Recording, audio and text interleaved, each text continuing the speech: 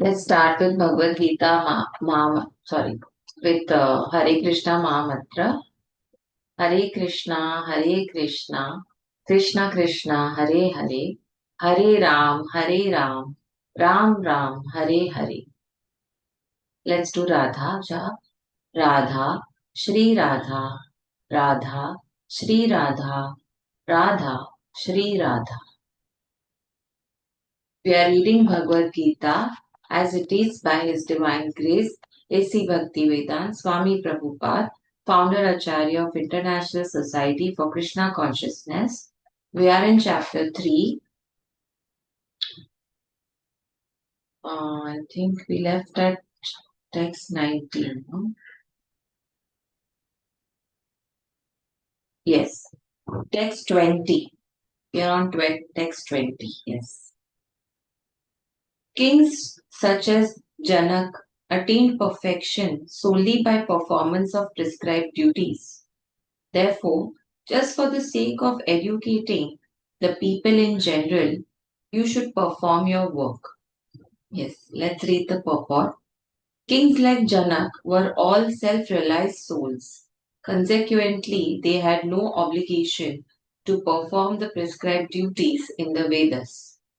Nonetheless, they performed all prescribed activities just to set examples for the people in general. Janak was the father of Sita and father-in-law of Lord Sri Ram. Being a great devotee of the Lord, he was transcendently situated, but because he was the king of Mithila, a subdivision of Bihar province in India, he had to teach his subjects how to perform prescribed duties. Lord Krishna and Arjun, the Lord's eternal friend, had no need to fight in the battle of Kurukshetra, but they fought to teach people in general that violence is also necessary in a situation where good arguments fail. Before the battle of Kurukshetra, every effort was made to avoid the war, even by the Supreme Personality of Godhead. But the other party was determined to fight. So, for such a right cause, there is a necessity for fighting.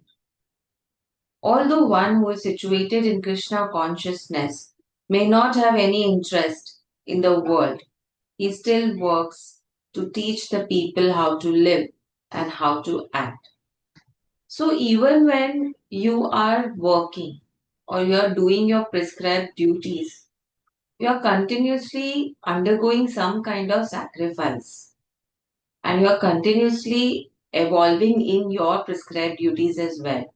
So prescribed duties also keep evolving with time, right? Because the circumstances keep changing. So there is a lot of learning when you are continuously doing your prescribed duty in the way you're supposed to do because you are continuously sacrificing and you will not achieve self realization unless there is some amount of sacrifice that you make. For example, I will not realize what is the importance of um, how do I say, what is the importance of uh, praying to sun god unless I wake up in the morning, right? Or I would not understand the importance of yoga unless I wake up and do it.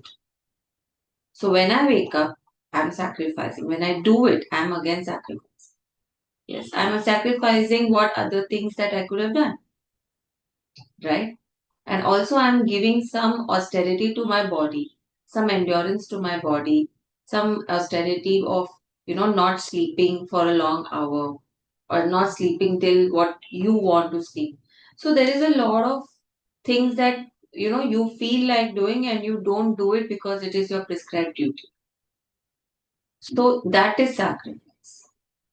Experienced persons in Krishna consciousness can act in such a way that others will follow, and this is explained in the following verse. Yes.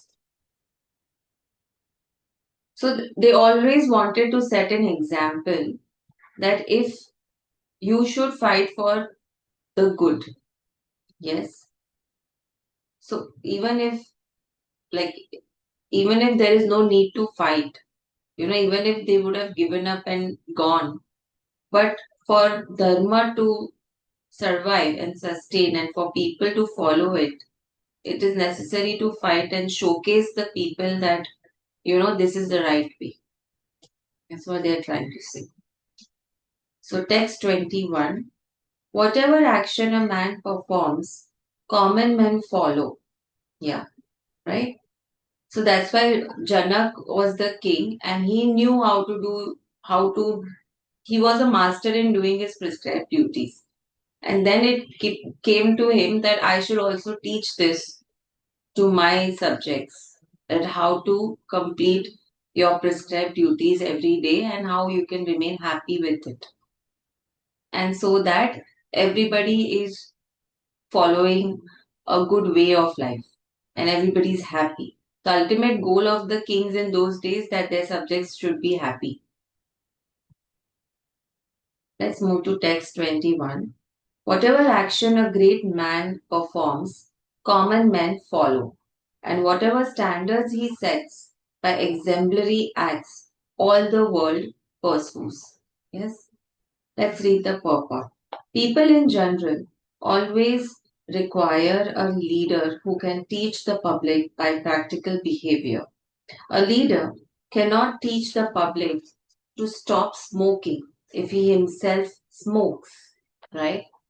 Lord Chaitanya said that a teacher should behave properly before he begins teaching.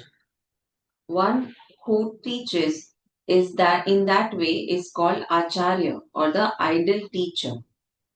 Therefore, a teacher must follow the principles of Shastra, that is scripture, to teach the common man. The teacher cannot manufacture rules against the principles of revealed scriptures. Yes, if your teacher is only gonna be feeling lazy or will not be doing the homework or study properly, what will she expect her students to learn and to. So even as parents, we are role models for our kids. You cannot tell your kids to not watch mobile if you are constantly on mobile, right? It is very, very connected. So whatever you do, your child is going to follow it. So whatever our parents did, we are following it, right? If you can think about that. The revealed scriptures like Manusmriti and similar others are considered the standard books to be followed by human society. So these were the books which were taught by Gurukul in olden ancient days. Thus the leader's teaching should be based on the principles of such standard shastras. One who desires to improve himself must follow the standard rules as they are practiced by the great teachers.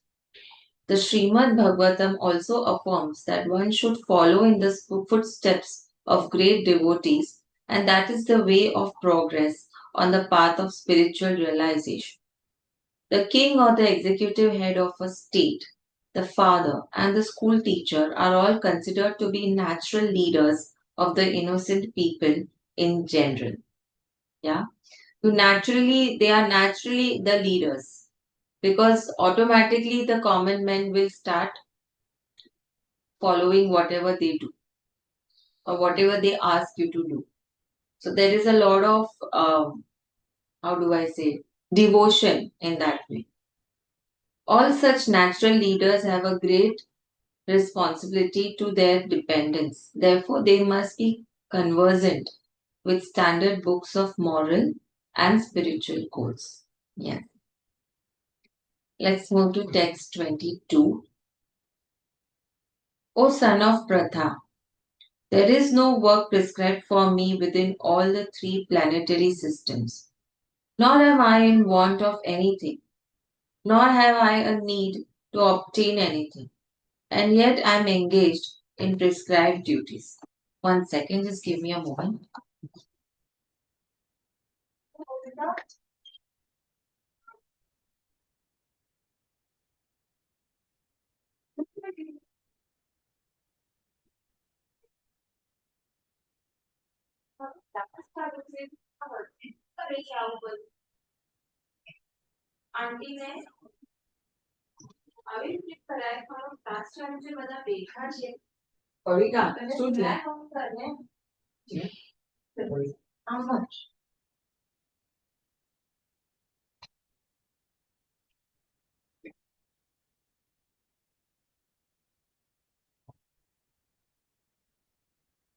Yes.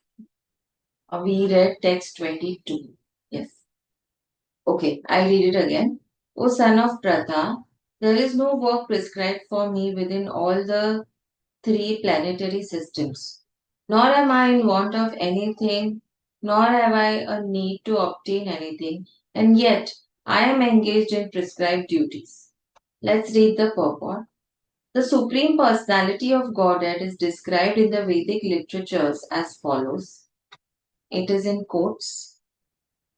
The Supreme Lord is the controller of all other controllers, and he is the greatest of all the diverse planetary leaders. Everyone is under his control. All entities are delegated with particular power only by the Supreme Lord. They are not supreme themselves. He is also worshipable by all demigods and is the supreme director of all directors. Therefore, he is transcendental to all kinds of material leaders and controllers and is worshipable by all. There is no one greater than him, and he is the supreme cause of all causes. Yes. He does not possess a bodily form like that of an ordinary living entity. There is no difference between his body and his soul. He is absolute. All his senses are transcendent. Any one of his senses can perform the action of any other sense. Therefore, no one is greater than him or equal to him. His potencies are multifarious, and thus his deeds are automatically performed as a natural consequence. Yes. Quotes close. Since everything is in full opulence in the personality of Godhead and is existing in full truth, there is no duty for the Supreme Personality of Godhead to perform. One who must receive the results of work has some designated duty, but one who has nothing to achieve within the three planetary systems certainly has no duty. And yet, Lord Krishna is engaged on the battlefield of Kurukshetra as the leader of Kshatriyas because the Kshatriyas are duty bound to give protection to the distressed. Although he is above all the regulations of the revealed scriptures, he does not do anything that violates the revealed scriptures. Yes. Let's move to text 23. For if I ever fail to engage in carefully performing prescribed duties, O Parth, certainly all men would follow my path. Yes. Let's read the purport. In order to keep the balance of social tranquility for progress in life, there are traditional family usages meant for every civilized man. Yes. So we have a traditional way of living, right? Every house has its own way of living, correct? Although such rules and regulations are for the conditioned souls and not Lord Krishna, because he descended to establish the principles of religion, he followed the prescribed rules.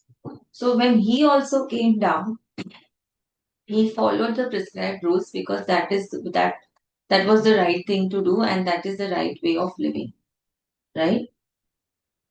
So wherever we are, we need to follow the rules of that place. Otherwise, common men would follow in his footsteps because he is the greatest authority. Right. So if they come to know that he is the God, then nobody will listen to the king and there'll be the whole chaos.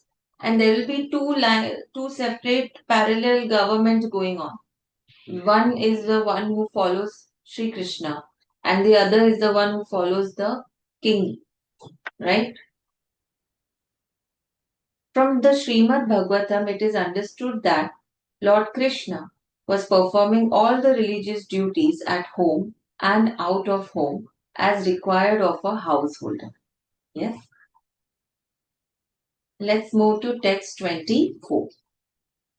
If I did not perform prescribed duties, all these worlds would be put to ruination. Yes, it would be the cause of creating unwanted population, and I would thereby destroy the peace of all living beings. Yes, let's read the purport. Varna Sankara is unwanted population. Varna Sankara is the unwanted population which disturbs the peace of a general society. In order to check this social disturbance, there are prescribed rules and regulations by which the population can automatically become peaceful and organized for spiritual progress in life. And that's why we have the um, Holy Institute of Marriage, right? Today, nobody wants to be married. They want to do living. They don't even want to bear a child. So it's going to get more and more chaotic because when you do living, you're not going to be at peace. Ultimately, you won't be at peace, right? When you are married, you know this is the only way, this is the right way to follow, and then you will keep progressing in your spiritual life because you know you're on the right path. When Lord, we'll understand this more. When Lord Krishna descends, naturally he deals with such rules and regulations in order to maintain the prestige and necessity of such important performances. The Lord is the father of all living entities, and if the living entities are misguided, indirectly the responsibility goes to the Lord. Therefore, whenever there is general disregard of regulative principles, the Lord Himself descends and corrects the society. We should, however, note carefully that although we have to follow in the footsteps of the Lord, we still have to remember that we cannot imitate Him. Yes, can you imitate God? How can you imitate God? God can even hold one mountain under His one finger. Can we do that? Yes. So we should not do that. We should not imitate God. We have to follow our prescribed duties, and in following our prescribed duties, it is impossible to imitate God the way His powers are. You can't imitate like that. Following and imitating are not at the same level, right? We cannot imitate the Lord by lifting Govardhan Hill, see, as the Lord did in His childhood. It is impossible for any human being. We have to follow His instructions, but we may not imitate Him at any time. The Srimad Bhagavatam 10.33.30 to 31 affirms, in quotes, one should simply follow the instructions of the Lord and His empowered servants, that is demigods. Their instructions are all good for us, and any intelligent person will follow them as instructed without any questions, right? However, one should guard against trying to imitate their actions. Yes, we cannot imitate, we cannot sit like Shiv on a Kailash temple, the Kailash mountain, and sit in meditation. We can't do that. One should not try to drink the ocean of poison in imitation of Lord Shiv. Yes. हाँ भगवान ने ऐसा किया तो मैं भी करूँ है ना वो नहीं करना है We should always consider the position of the Ishwaras or those who can actually control the movements of the sun and moon as superior. Without such power, one cannot imitate the Ishwaras who are super powerful. Lord Shiv drank poison to the extent of swallowing an ocean. But if any common man tries to drink even a fragment of such poison, he will be killed. There are many pseudo devotees of Lord Shiv who want to indulge in smoking ganja, marijuana, and similar intoxicating drugs, forgetting that by so imitating the acts of Lord Shiv, they are calling death very near. Similarly, there are some pseudo devotees of Lord Krishna who prefer to imitate the Lord in his Ras Leela or dance of love, forgetting their inability to lift Govardhan hill. It is best, therefore, that one not try to imitate the powerful, but simply follow their instructions, nor should one try to occupy their posts without qualification. Yes, सब खुद को भगवान मानने लगते हैं बाद में ये तुम तो एकदम ही गलत है. There are so many incarnations of God without the power of the Supreme Godhead. Yes, so we have so many incarnations of the God without with these superpowers. Like Sant Jnaneshwar, you know, Tulsidas, Kabir, you know, these were incarnations of God only, but they didn't have these kind of powers, these kind of energy or ability. Yes. Let's move to text 25. As the ignorant perform their duties with attachment to results, the learned may similarly act, but without attachment, for the sake of leading people on the right path. Yes. Let's read the purport. A person in Krishna consciousness and a person not in Krishna consciousness are differentiated by different desires. A Krishna conscious person does not do anything which is not conducive to development of Krishna consciousness. He may even act exactly like the ignorant person who is too much attached to material activities, but one is engaged in such activities for the satisfaction of his sense gratification, whereas the other is engaged for the satisfaction of Krishna. Yes. Therefore, the Krishna conscious person is required to show the people how to act and how to engage the results of action for the purpose of Krishna consciousness. Yes.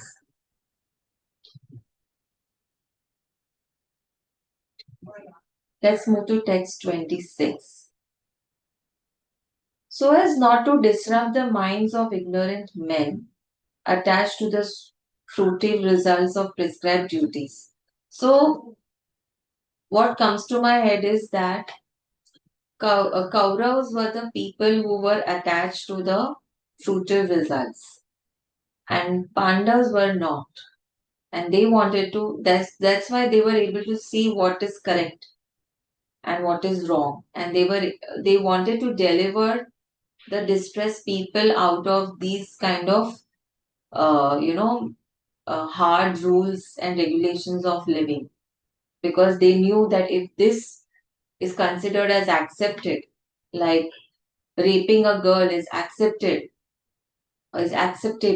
or having a girl sleep with other members of the family is accepted, then it's going to just uh, dissolve the purpose of the society. People are going to lose their path, and they're going to just be more and more distressed, and they will never come on the path of self realization.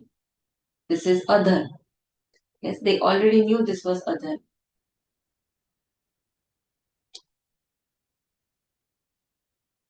Yeah. Text 26. So as not to disrupt the minds of ignorant men attached to the fruitive results of prescribed duties, a learned person should not induce them to stop work. Rather, by working in the spirit of devotion, he should engage them in all sorts of activities for the gradual development of Krishna consciousness. Let's read the purport. Vedaischa savera aham eva vedaha. That is the end of all Vedic rituals. What is the end of all Vedic rituals? Coming to Krishna consciousness is the end of all Vedic rituals. All rituals, all performances of sacrifices, and everything that is put into Vedas, including all direction for material activities, are meant for understanding Krishna, who is the ultimate goal of life.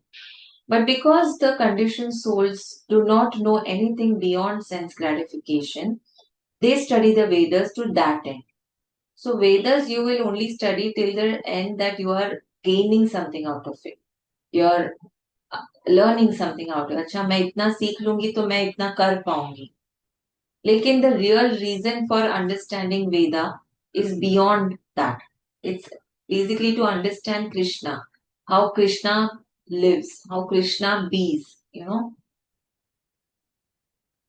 but through fruitive activities and sense gratification regulated by vedic rituals one is gradually elevated to krishna consciousness सो आपके सारे senses को हम satisfy करेंगे तो सारे senses को satisfy करने के लिए वेदा में लिखा गया है कि आप ऐसे करो तो ऐसा होता ऐसा होगा तो ऐसा होगा तो सारे डिजायर्स आपके फुल सेंसेस को आपको सारे सेटिस्फाई कर लेने हैं इतने हद तक कि उसके सेटिस्फैक्शन उससे उसको सेटिस्फाई करने का आनंद होना कम हो जाए या चला ही जाए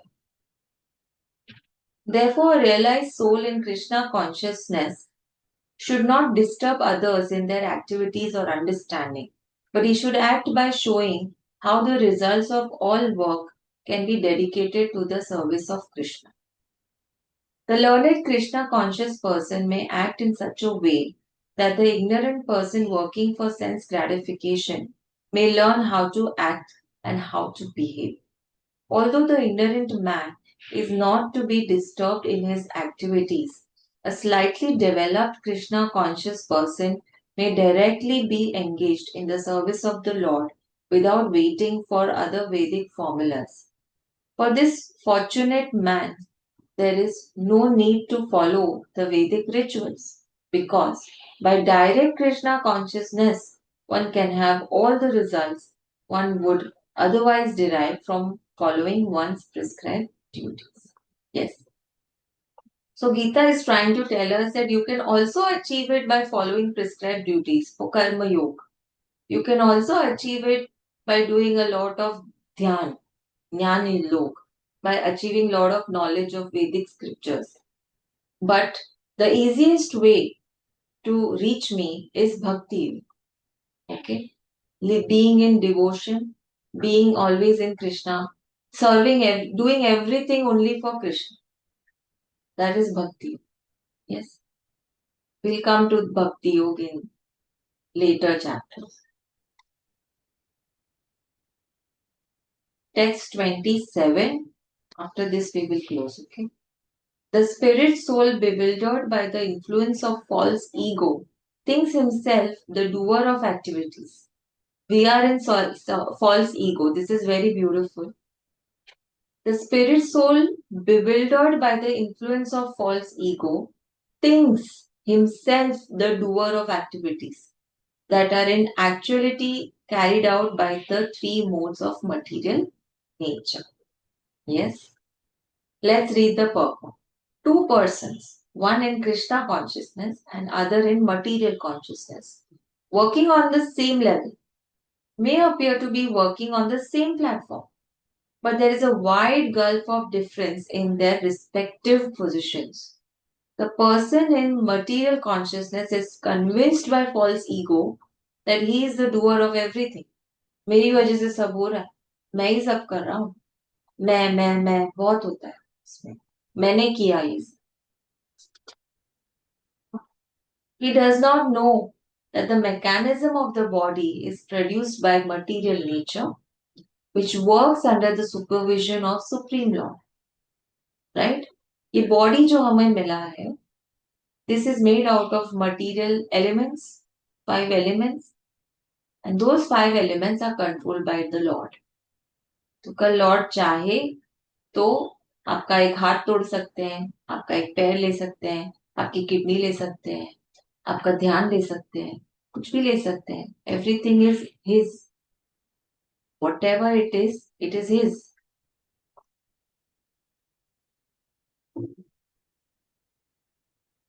The materialistic person has no knowledge that ultimately he is under the control of Krishna.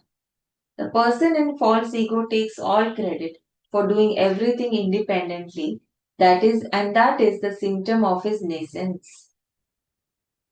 He does not know that this gross and subtle body is the creation of material nature under the order of personality, supreme personality of Godhead, and as such, his bodily and mental activities should be engaged in the service of Krishna, in Krishna consciousness. Yes, the ignorant man forgets that the supreme personality of Godhead is known as Rishikesh, or the master of senses of the material body, for due to his long misuse of the senses in sense gratification. He is factually bewildered by the false ego, which makes him forget his eternal relationship with Krishna. Yes. So we don't realize that it is by his grace that we are able to enjoy everything that we are enjoying today. Fresh air, the space that we live in, good relationships. It's all because of his grace, right? We cannot we cannot take credit for it, right? If we start taking credit for it, then you are definitely influenced by false ego. जैसे हम कितना रोते हैं ना कि हाय मैं कितना कर रही हूँ कोई देख ही नहीं रहा, मैं कितनी मेहनत करती हूँ किसी को दिखता ही नहीं है। अरे तुम मेहनत किसी के लिए नहीं कर रहे हो ताकि कोई देखे और तुमको अप्रिशिएट करे, तुम खुद के लिए नहीं कर रहे हो, तुम इसलिए करते हो क्योंकि Krishna wants you to do. Krishna has put you in this position to do this for your own self realization. He's given you these prescribed duties so that you achieve some self realization. The minute you achieve it, you will be out of that and you will be put in another circumstance. Yes?